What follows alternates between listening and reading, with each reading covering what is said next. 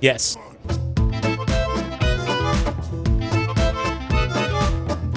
All jokes aside, I don't actually totally hate the vampire counts. I sort of joke about it a little bit, and historically I have had issues with the crumbling mechanics and how a lot of the vampire counts mechanics worked to create a faction that was just generally unfun to play against. And as in many ways, it definitely could be fun to play, and I certainly enjoy playing the vampire counts as a cavalry faction, even to this day.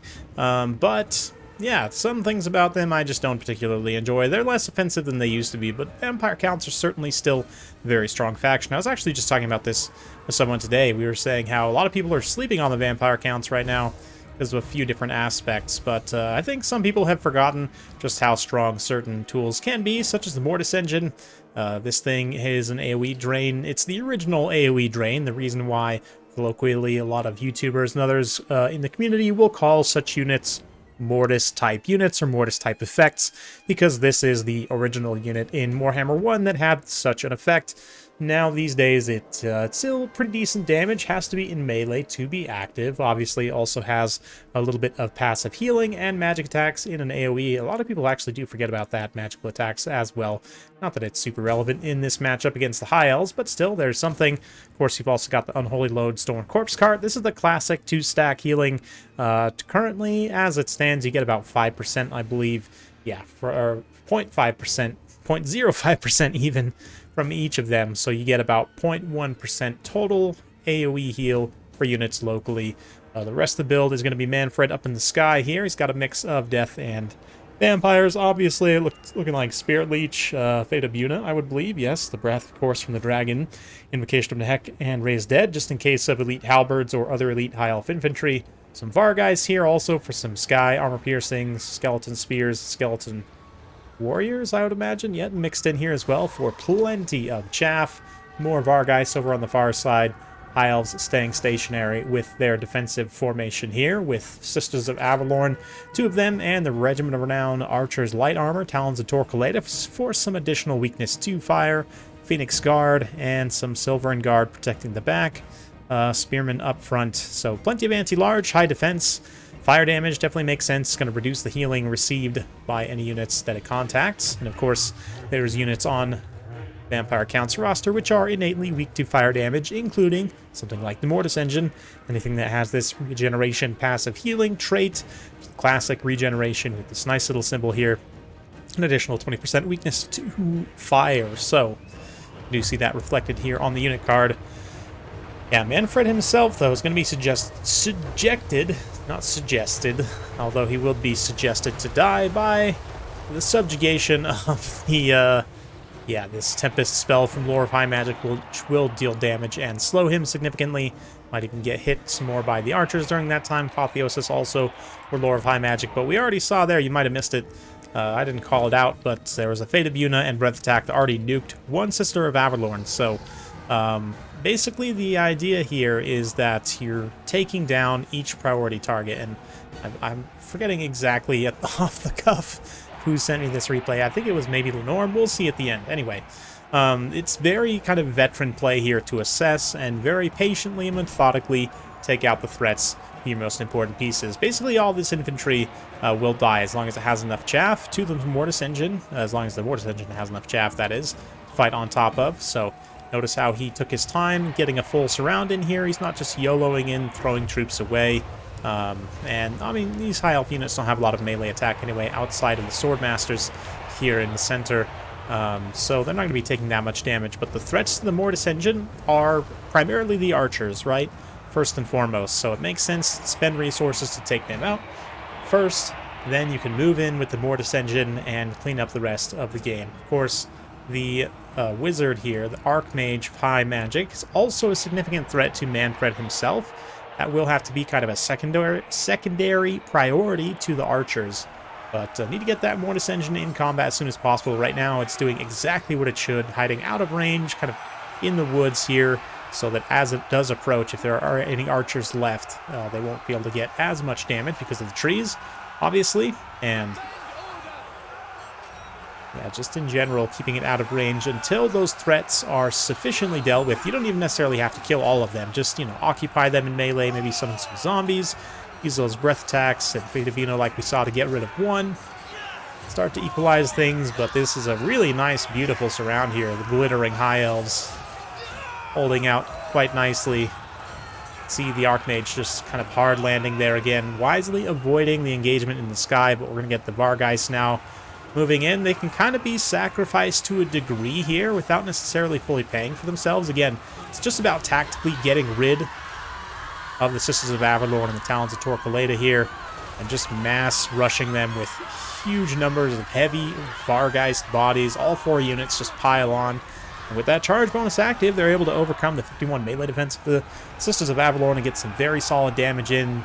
Breath attack there as they charge into the Talons, challenge them, and a few Phoenix Guard mixed in there as well. But just like that, another swift strike and significant damage, and more importantly, disruption was done to those archers. You can see now the corpse cart moving in. The Mortis engine still not feeling completely safe. It's taking some damage as it tries to get close. Some of those archers are able to still fire, but more resources being thrown in to distract, disrupt. Isles responding in kind. Manfred's definitely eating some damage on this. But, of course, HP is a resource in and of itself, and certainly as long as Manfred doesn't take too much damage here, it might be well worth it. But if he goes down, that is going to be a huge problem. The Undead will definitely face significant leadership issues, and the loss of magic in particular. And I think, one more breath attack as well? Yep, very important to be able to use that on some of this elite infantry, like these Phoenix Guard here.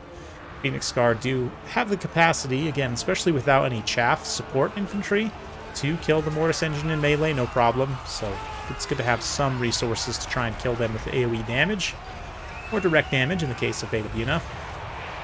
But Mortis engine's going to pull on away there, wanting to avoid the Lord of the High Elves, not take too much damage. Make sure give yourself plenty of breathing room there. Or, I guess not breathing, really, because they're all undead. But you know what I mean. Anyway, absolutely gorgeous here on the fields of Cathay. Beautiful day for a battle. Gleaming, glittering High Elves getting slapped by wet meat bags. Just absolutely beautiful. And the Tempest has also been quite brutal for the Vargeist as well, but the Archmage now being significantly targeted by Manfred, who himself is at risk from the Phoenix Guard, but because the High Elves don't really have any mass or speed to trap him on the ground here, he can basically cycle charge with impunity. And the Flying Mount, I'm not going to say it was a complete waste here, because it does give the Archmage a little bit more HP and potentially the ability to escape if she wants to take advantage of the speed. But right now the High Elf player just content to not worry about the micro as much there, and just kind of stay stationary on the ground here, which does open her up to some cycle charging from Manfred, who's going to heal himself up with a nice invocation of the Hack. But now, as this fight goes on, you'll start to see the Mortis engine pile up value very, very quickly. Well, maybe not very, very quickly, but what is that, like maybe 10, 20 value per second as it drains out various units. So slowly over time, that will start ticking up, and inevitably will start to get rid of a lot of these units, even though the balance power is still significantly in High Elves' favor at this point. I can tell you, the battlefield situation is certainly not favoring them. Got some Vargeists on cleanup duty, chasing those routing sisters, make sure they don't come back. Phoenix Guard trying their best to respond wherever Manfred goes, but he can certainly use his mobility to great effect here. Even the Mortis engine itself, 48 speed on that. Corpse Guard, of course, is slower than Absolute Molasses, but that's okay. Can't all be super fast speedy. But 2v1 here. It's potentially dangerous. Keep in mind that although the Mortis engine does have pretty terrible stats, it is a functional single entity. It does have 120 weapon strength. Technically does a little bit of anti-infantry as well, plus 15 bonus versus infantry. So, I mean, even with its melee attacks, it's doing a little bit of damage. Not really much, but again, every little bit helps. And more importantly, in a situation like that, could kind of block the Archmage's movement, allow Manfred to get a really nice kind of side rear charge in there, go 2v1, and actually just straight finish off the Archmage, which is now going to cause significant leadership issues for the High Elves. That said, the chaff is just about to run out, so I said earlier that the Mortis engine, it's essential for it to have chaff to continue fighting on top of. I mean, right now we've got some zombies, some skeletons, but that's pretty much it. It's just these two units. At least the Corpse Guard is still here as well. Provides some extra bodies, but there's a Fate of Una from Manfred, and saving that magic for the right opportune moment, and certainly using it on the elite infantry here with no ability to heal It's going to be well worth it, although certainly the Swordmasters are still alive. By far the Phoenix Guard and the greater threat to the Mortis engine. So again, assessing those threats and really understanding sort of your win conditions and the matchup interactions is super important for playing the Vampire counts well. It's not a faction that is as forgiving as they used to be, which honestly I think is fine. I think when their playstyle is too easy, it can very quickly become toxic and very unfun to play against for the majority of players. Certainly Vampire counts will always have their fans, and if you're a Vampire counts fan, you know, more power to you. I certainly enjoyed playing Bone Tonia style, like I said, with mass like knights and stuff. Can be a lot of fun. But this classical Vampire counts, like knock you down, drain you out, and steal your soul, is certainly a playstyle you need to be aware of, and when executed correctly can be very stifling and overwhelming to play against. So if this is what you want, here it is.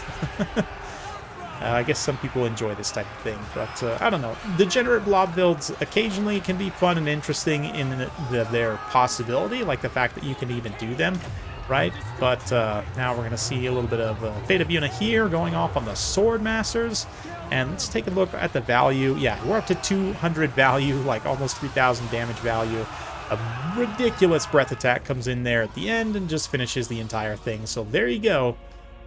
Very nicely done from Lenorm, as I thought it was there. I was actually correct for once on that. But, yeah, I mean, Manfred carries a huge amount of value there, no question. But the Mortis engine's such a critical piece, and the way he approached it, too, it's just absolutely textbook. Like, if I was writing a book on how to play Warhammer Total War, I would definitely include this as, like, figure 4.1 on playing Vampire counts using the Mortis engine. Take out these threats first. Move it into melee, it will kill all of the infantry, basically, with proper support, of course, as I mentioned. But yeah, just really textbook, honestly. I haven't seen a game like that in a while, and although it's not the most fun playstyle, it is certainly a valid one, and it's interesting to see once in a while. I'm glad to know it can still be done. Yeah, Eltharian Shades here. Like, I understand a lot of the high elf build. I really can't criticize the construction of it too much. Almost ended up working out. Is actually pretty close to the end of the day, but this is a good reason why a lot of the time you'll see people bring skirmish cavalry in matchups against vampire counts rather than stationary skirmish infantry, because vampire counts have summons, magic, you know, fast movers, flying fast movers especially, that can shut down those ranged units pretty easily, even if just momentarily. Can sometimes be enough for them to do some shock damage other places. So definitely something to be aware of, but fun one for sure. Hopefully you guys enjoyed that. If you like this sort of content, be sure to like, subscribe, hit that bell notification. Every time I upload a new video, you'll be notified. Thanks again. We'll see you next time.